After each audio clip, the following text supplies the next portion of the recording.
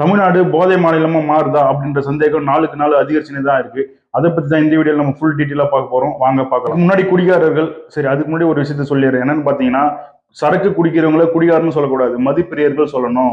அது மட்டும் இல்லாம சரக்குன்னு சொல்லக்கூடாது, உற்சாகபானம் சொல்லணும் அப்படின்னு சொல்லிட்டு கூப்பிடுற வார்த்தைகளிலே ரெஸ்பெக்ட் தேடுற இவங்க அதே மாதிரி மற்றவங்களுக்கு ரெஸ்பெக்ட் கொடுக்குறாங்களா அப்படின்னு கேட்டா கேள்விக்குறிதான். அது மட்டும் இல்லாம பல பிரச்சனைகளையும் உருவாக்குறாங்க, நிறைய பேருக்கு தொல்லையும் கொடுக்க ஆரம்பிக்கிறாங்க குடிக்கும் போது. தமிழ்நாடு போதை மாநிலமா மாறுதா அப்படின்ற குற்றச்சாட்டு பெரிய குற்றச்சாட்டு. இந்த வார்த்தை சாதாரணமா நம்ம சொல்லிட முடியுமா? கண்டிப்பா முடியாது. சில நடக்கிற செயலெல்லாம் பார்க்கும்போது அந்த வார்த்தை நமக்கே சொல்ல தோணுது. அதை பத்தி தான் இப்ப நம்ம பார்க்க போறோம். ஒரு வாரம் மட்டும் போதைப் பொருட்களால இத்தனை இஷ்யூ நடந்திருக்கா அப்படின்ற விஷயம் நீங்க தெரிஞ்சுக்கிட்டா கண்டிப்பா அதிர்ச்சி அடைவீங்க. ஃபர்ஸ்ட் இஷ்யூ, கோவையில் உள்ள காந்திபுரம் பஸ் ஸ்டாண்ட்ல பிரைவேட் பஸ்ஸும் வரும், கவர்மெண்ட் பஸ் வரும், உள்ளூர் பஸ்ஸும் வரும், வெளியூர் பஸ் வரும். அப்படி வர இடத்துல ஸ்ரீ மீனாட்சி பஸ் உடைய டிரைவர் திருநாவுக்கரசர் என்ன பண்ணிருக்காருன்னா, குடிச்சிட்டு பஸ் எடுத்திருக்காரு. அப்போ பஸ் ரிவர்ஸ் பண்ணும்போது விசில் சத்தம் கவனிக்காம, சைடு மிரரை பார்க்காம இவரு ரிவர்ஸ் எடுத்திருக்காரு. ஏன்னா குடி போதையில இருந்ததுனால. அப்படி இருக்கும்போது ரிவர்ஸ் எடுத்ததுனால ஒருத்தர் நசுங்கி இறந்தே போயிருக்காரு. இப்போ காவல்துறையும் திருநாவுக்கரசு அரெஸ்ட் பண்ணிருக்காங்க. நம்பர் 2, சென்னையில் உள்ள சைதாப்பேட்டை என்னும் இடத்துல 6 பேர் சேர்ந்து வீட்டுக்குள்ள போய் ஒருத்தரை வெட்டி கொண்டு இருக்காங்க. அதுவும் அவங்க மனைவியும் குழந்தைகளும் இருக்கும் கண் முன்னாடியே இதை செஞ்சிருக்காங்க.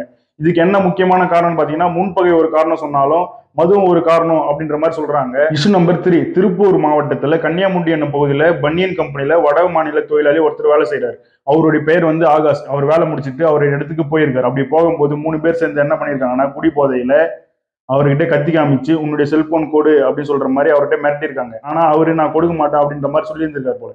அதுக்கப்புறமா அந்த 3 பேர் சேர்ந்து என்ன பண்ணிருக்காங்கன்னா, அவர் அங்கேயே குத்தி போட்டுட்டு போயிட்டு இருக்காங்க. ஆனா இதுல அதிர்ச்சி தரும் தகவல் என்னன்னா, அந்த 3 பேருக்குமே 17 வயசு தான் ஆகுதான். அப்படி இருக்கும்போது 17 வயசுல எப்படி இவங்க மதுவுக்கு இவ்வளவு அடிக்டட் ஆனாங்க அப்படின்ற கேள்வி நமக்கு எழுது. அது மட்டும் இல்லாம அது கேட்கும்போது ரொம்ப கவலையா தான் இருக்கு. தமிழ்நாடு கவர்மெண்ட் 21 வயசுக்கு மேல இருக்கிறவங்களுக்கு தான் டாஸ்மார்க்ல சரக்கு கிடைக்கும் அப்படின்ற மாதிரி சொல்றாங்க. ஆனா இவங்களுக்கு 17 வயசு தான் ஆகுது.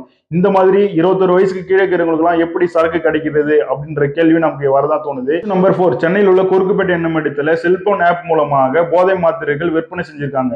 அப்படி விற்பனை செய்தவர்களுடைய வயது என்னன்னு பார்த்தோன்னா 21, 22, 27, அப்புறம் 21, மொத்தமே ஒரு 30க்குள்ளதான் அவங்களுக்கு வயசெல்லாம் அடங்கி இருக்கு.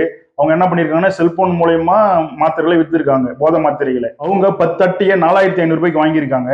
ஒரு அட்டையை 2000 ரூபாய்க்கு வித்திருக்காங்க. அப்போ ஒரு அட்டை 2000 ரூபாய்னா 10 அட்டை 20,000 ரூபாய்.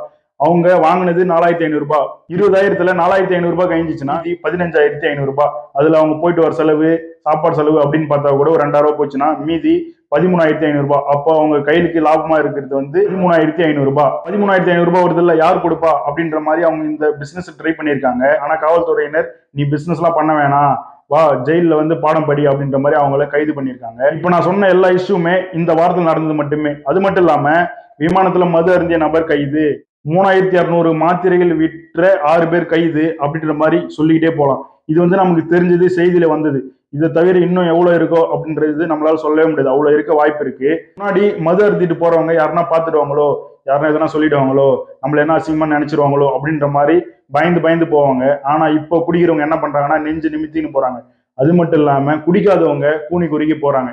அதுதான் இப்ப நடந்துட்டு இருக்கு. அதுவால ஒரு நாடு முன்னேறி இருக்கு, ஒரு வீடு முன்னேறி இருக்கு, யாருன்னா சாதிச்சாங்க அப்படின்ற செய்தி எதனா உங்களுக்கு தெரிஞ்சா கண்டிப்பா கமெண்ட்ல சொல்லுங்க. நிறைய பேர் சொல்லுவாங்க, மது பிரியர்கள், மது விரும்பிகள் என்ன சொல்லுவாங்கன்னா, எங்களால தான் அரசாங்கமே நடக்குது, எங்களால தான் கவர்மெண்ட்டே ஓடுது, நாங்க இல்லைன்னா நீங்க இல்லை அப்படின்ற மாதிரி சொல்லுவாங்க. அவங்களுக்கு தான் ஒரு கேள்விதான், உங்களால உங்க வீடு ஒழுங்கா நடக்குதா, ஒழுங்கா செயல்படுதா, உங்க வீட்டுக்கு தேவையான பொருட்கள் உங்களால சரியான முறையில கரெக்டான நேரத்துல எல்லாமே கொடுக்க முடியுதா அப்படின்ற கேள்வி உங்களுக்குள்ள நீங்களே கேட்டீங்கன்னா இந்த மாதிரியான வார்த்தைகள் உங்க வாயிலிருந்தே வராது. அது இல்லைன்னா என்னால ஒரு நாளுக்கு மேல வாழ முடியாது, சாப்பிட முடியாது, என்னால உயிரோடவே இருக்க முடியாது, நான் இறந்தாக்கா அதுக்கான காரணம் அரசாங்கம் தான், கவர்மெண்ட் தான் அப்படின்ற மாதிரி சில பேர்லாம் சில வீடியோல பேசுறது நம்ம பார்க்க முடியுது.